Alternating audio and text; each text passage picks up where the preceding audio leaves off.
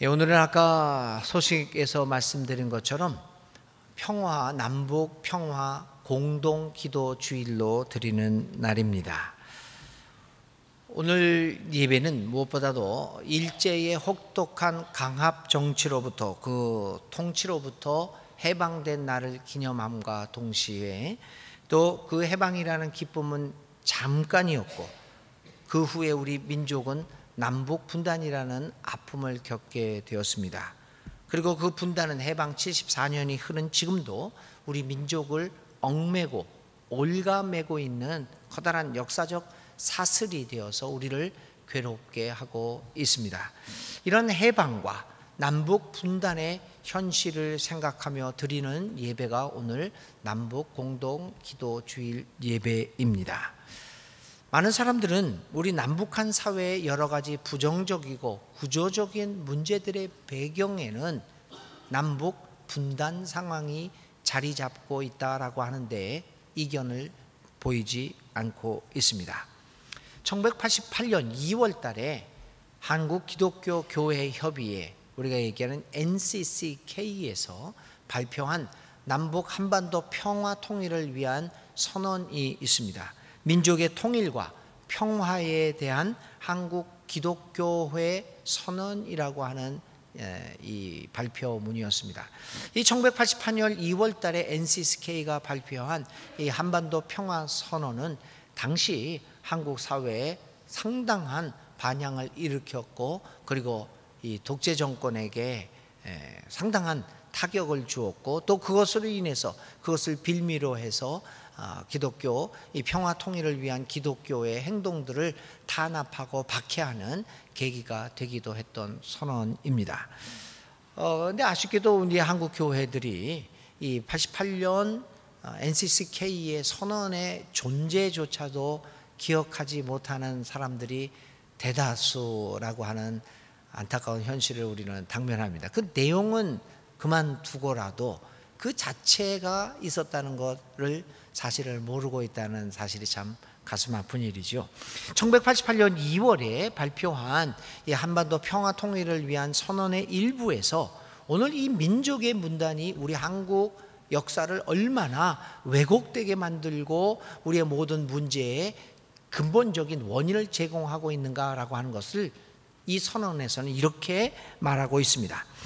민족의 분단이 장기화되면서 양 체제에서 모두 안보 이데올로기의 이름 아래 인권은 유린되어 왔으며 언론과 출판, 집회와 결사의 자유는 억압되어 왔다. 그리고 서신왕래도 방문도 통신도 두절된 양쪽은 한 땅덩어리에서 가장 멀고 이질적인 나라가 되었다.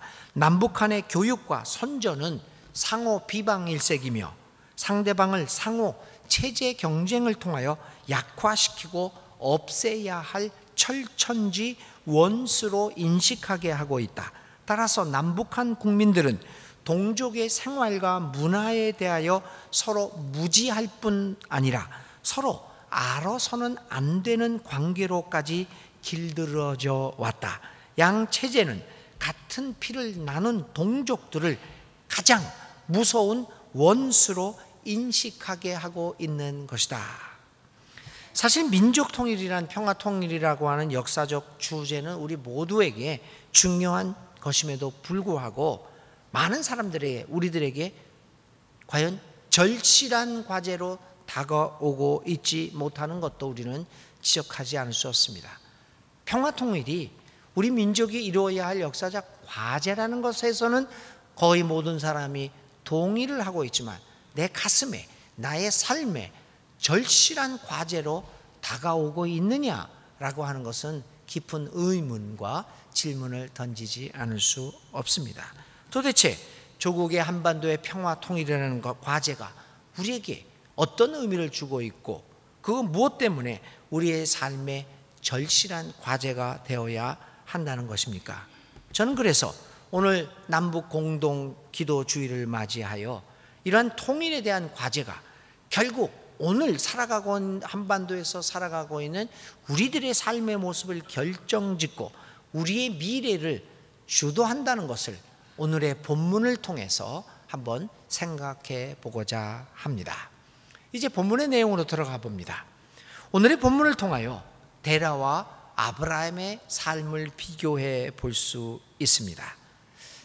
데라라고 하는 인물과 아버지 데라, 아들 아브라함의 인물에 대한 이야기인 오늘의 본문을 읽으면서 의문이 생겨납니다. 그것은 왜 아버지 데라의 이름이 언급되고 있음에도 불구하고 아버지 데라가 아닌 아들 아브라함이 이스라엘 민족의 조상으로 거론되고 있느냐라고 하는 것입니다. 왜 아버지 데라가 민족의 조상이 아니라 왜 아들 아브라함이 민족의 조상으로 결정되어지고 있느냐라고 하는 사실입니다.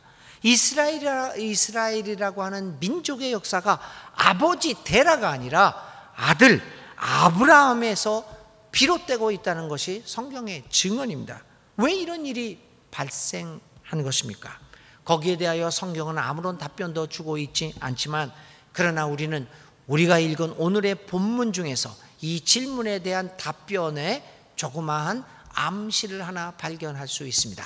그것은 창세기 11장 31절에 있는 말씀입니다. 데라는 아들 아브람과 하란에게서 난 손자 롯과 아들 아브라함의 아내인 며느리 사레를 데리고 가나안 땅으로 오려고 바빌로니아의 우르를 떠나서 하란에 이르렀다. 그는 거기에다가 자리를 잡고 살았다. 데라는 205년을 살다가 하란에서 죽었다. 오늘의 말씀에 의하면 데라는 바빌로니아 땅을 출발합니다. 가나안 땅으로 오려고 우르 땅을 출발합니다. 그러나 그는 무슨 이유였는지는 모르지만 하란에 이르게 되자 가나안 땅으로 가려고 하던 계획을 포기합니다. 그리고 그는 하란의 자리를 잡습니다. 안주합니다. 그리고 거기에서 편안히 살다가 죽습니다. 성서는 그가 205년을 살았다고 합니다. 노아 홍수 이후 사람의 수명이 120년까지로 긴급하게 단축되어지는 현상을 생각해 보면 데라는 장수한 것입니다. 데라는 자신이 하란에 머물면서 편안한 삶을 살다가 죽었을는지는 모르지만 이스라엘 역사는 아버지 데라를 결코 조상으로 섬기지 않았습니다. 역사는 냉정하게도 아버지 데라를 버리고 아들 아브람을 그들의 조상으로 선택합니다. 도대체 역사가 냉정하게 아버지 데라를 버린 이유는 무엇입니까? 이 아브라함을 그리고 아들 아브라함을 조상으로 택한 이유는 도대체 무엇입니까? 오늘의 본문은 이렇게 말하고 있습니다. 12장 5절입니다. 아브라함은 주께서 말씀하신 대로 길을 떠났다. 롯도 그와 함께 길을 떠났다. 아브라함이 하란을 떠날 때에 나이는 75이었다. 아브라함은 아내 사레와 조카 롯과 하란에서 모은 재산과 거기에서 얻은 사람들을 거느리고 가나안 땅으로 가려고 길을 떠나서 마침내 가나안 땅에 이르렀다. 아브라함이 이스라엘의 조상으로 선정된 것은 데라와 비교해서 볼 때 한 가지 다른 점 때문이었습니다. 두 사람 모두 가나안 땅으로 떠나려고 가나안 땅으로 가려고 길을 떠나는 것은 똑같았습니다. 그런데 아버지 데라는 중도에서 희망을 버리고 포기하고 하란에 안주합니다. 아브라함도 아버지 데라처럼 가나안 땅으로 가려고 땅을 자기가 살던 곳을 떠납니다. 그러나 그는 포기하지 않고 마침내 그 땅에 들어섰습니다.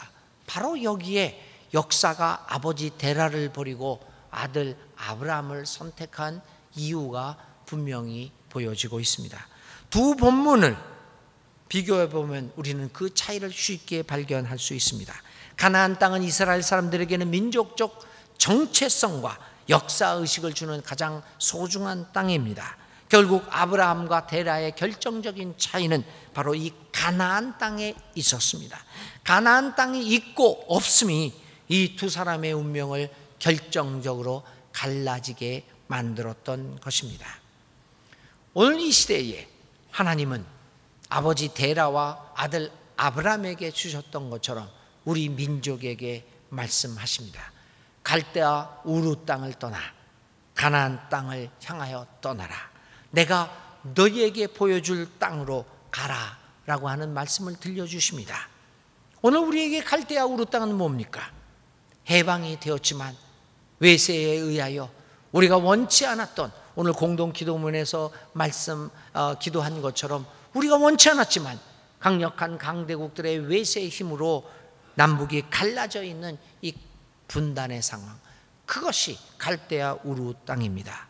하나님이 보여주시는, 내가 보여줄 땅이라는 것은 무엇입니까? 그것은 바로 평화적으로 통일된 한반도 땅입니다.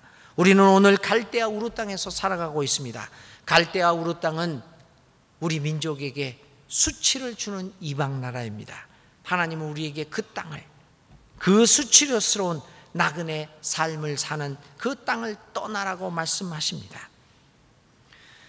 사실 우리는 74년 전 하나님의 은혜로 이 갈대아 우르 땅을 떠났습니다. 일본의 억압 정치와 이 강압적인 지배로부터 하나님은 우리를 떠나게 만들었습니다. 그런데 이 탈출은 단순한 탈출이 아니었습니다.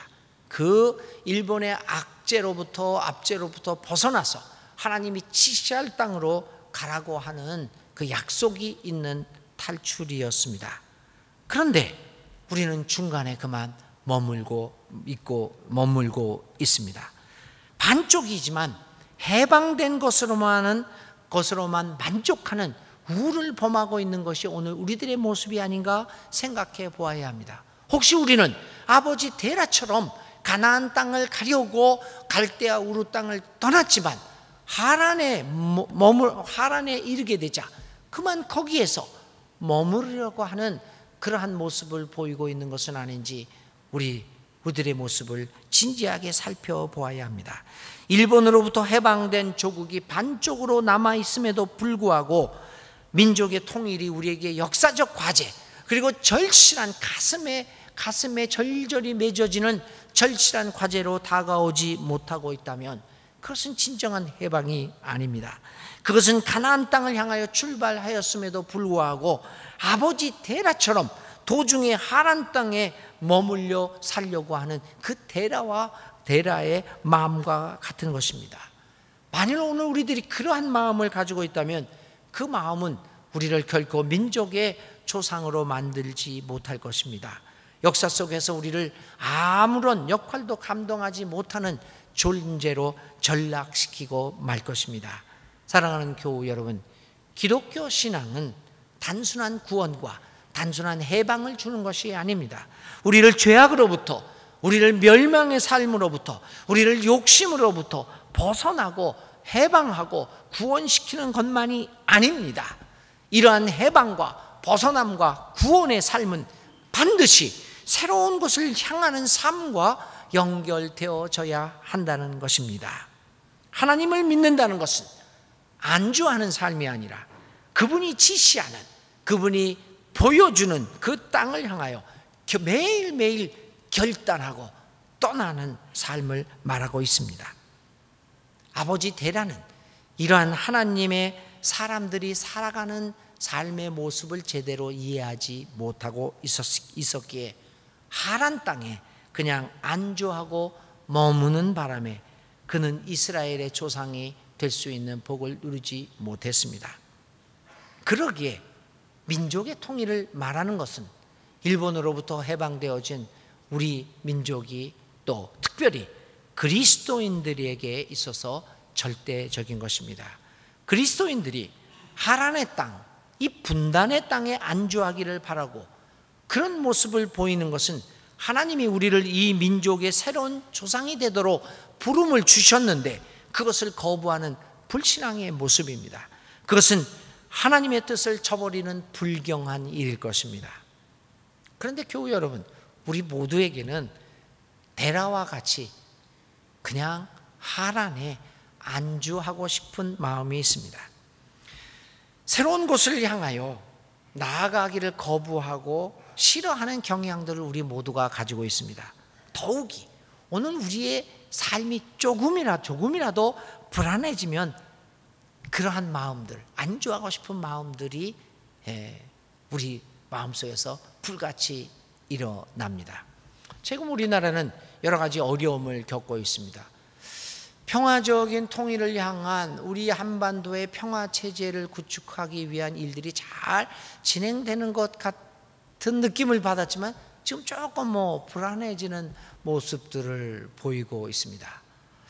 이런 불안한 모습, 또 일본이 우리에게 경제 보복 취하면서 우리의 나라를 위협하고, 아마 일본으로서는 자기 식민 체제에 있었던 별 볼 일 없던 우리 조선 땅이 이렇게 고개를 들고 사는 것이 좀 기분 나빴을 수도 있겠죠. 그래서 이제 우리의 급소를 찔러 보겠다, 이런 경제 보복을 하면서 하여튼 이제 국제 관계가 상당히 오늘 장로님이 기도하신 것처럼 구한말의 상황처럼 조금 이렇게 불안한 마음을 갖게 만드는 순간이 되었습니다. 그 사이에 이제 우리가 당면하고 있는 국제 정치의 현실입니다. 근데 이 불안하게 지게 되니까 또 이상한 이야기 나옵니다. 정말 안타까운 것은 한때는 국정을 책임지었던 이 사람들이 그런 이야기들을 하고 있다는 것은 정말 불행한 일이 아닐 수 없습니다. 최근 또 식민지 근대화론을 들고 일어나면서 한일 관계가 불안해지니까 우리가 오늘날 이렇게 잘 살게 된 거, 근대화를 이루고 과학기술이 발전하게 된 거, 사실은 일본이 우리를 식민지로 삼아서 우리를 했기 때문에 이렇게 우리가 그나마 이렇게 살게 되었다. 그러니 일본에게 이렇게 싸울 것이 아니라 감사함을 표현하는 것이 그게 맞다라고 생각하는 그러한 식민지 근대화론이 또다시 고개를 들고 일어나고 있습니다. 그것에 동조하는 사람들이 있다고 하는 것은 정말 불행한 일이 아닐 수 없습니다. 그런데 우리가 똑똑히 알아야 될 것은 식민지 근대화론은 우리나라에 적용되는 것이 아닙니다. 우리는 거꾸로 일본에게 보상을 요구해야 됩니다. 오늘날 일본이 세계 최고의 경제 대국으로 일어설 수 있었던 것은 만 35년 동안 조선 반도를 수탈하면서 얻어진 결과 아닙니까? 결국은 우리 조선 민중들의 그 희생과 이 고통의 그 대가로 오늘 일본이 그렇게 세계 최고의 경제 대국으로 일어섰다는 것을 우리는 잊지 말아야 합니다. 식민지 근대화론이 아니라 조선 수탈에 의한 일본 제국의 일본의 경제 발전에 대한 것을 이야기하면서 오히려 우리가 더욱더 보상할 것을 당당하게 요구해야 합니다. 그런데도 조금만 이렇게 불안해지면 식민지 근대화론과 같은 것들이 이렇게 일어나는 것은 정말 불행한 일이 아닐 수 없습니다. 게다가 예수 그리스도를 믿는 사람들 가운데서 이와 같은 생각들이 일어나고 있다는 것은 참으로 통탄한 일이 아닐 수 없습니다. 그것은 새로운 땅으로, 내가 너희에게 보여줄 땅으로 나아가라 라고 하는 하나님의 명령을 정면으로 거부하는 불신앙의 행위입니다. 사랑하는 교우 여러분, 우리는 역사에 하나님을 믿는 사람으로서 분단된 조국의 현실에 만족하고 거기에 안주하려는 그 어떤 생각도 거부해야 합니다. 그리고 하나님이 지시한 그 땅으로 가야 하는 믿음의 결단을 내려야 합니다. 그러기에 통일을 위하여 하나님께 기도하고 간구하는 것은 진정한 그리스도인들의 신앙적인 행동이 아닐 수 없습니다. 오늘 우리 예배는 한국 남북 공동 기도 주일 예배로 드립니다. 그래서 우리가 좀 더 하나님 앞에 기도하면서 하나님이 지시한 이 평화적인 한반도의 땅을 향하고자 하는 우리의 결단을, 우리의 믿음을 표현하고자 하는 것입니다. 우리가 독일 통일을 생각하면 냉전이 점점 강화되어 있을 때 독일 교회, 동독교회와 서독교회, 특별히 서독교회, 힘이 있었던 서독교회는 동독교회를 지원하고 교류하는 것을 더욱더 강화시켜 나갔습니다. 동서독교회의 긴밀한 관계와 계속적인 교류는 결국 얼어붙은 동서독의 관계를 녹이는 데 결정적인 역할을 하고 결국에는 이 독일이 통일되는데 결정적인 역할을 감당하게 되었던 겁니다. 그래서 독일 교회는 역사 속에서 통일 독일의 초상으로 남게 되었습니다. 독일 교회는 진정한 독일의 아브라함이 되었습니다. 그들은 가나안 땅으로 가려고 길을 떠나서 하란에 안주하지 않고 결국 가나안 땅에 도달하였던 교회였습니다. 반면 우리 한국교회는 이런 면에서 어떠한 모습을 보여왔습니까? 아브라함의 모습을 보이지 못하고 데라의 모습을 보여왔던 것이 우리들의 모습임을 우리는 자책하지 않을 수 없습니다. 그래서 1988년 2월 평화선언에서는 이렇게 우리의 죄를 고백합니다.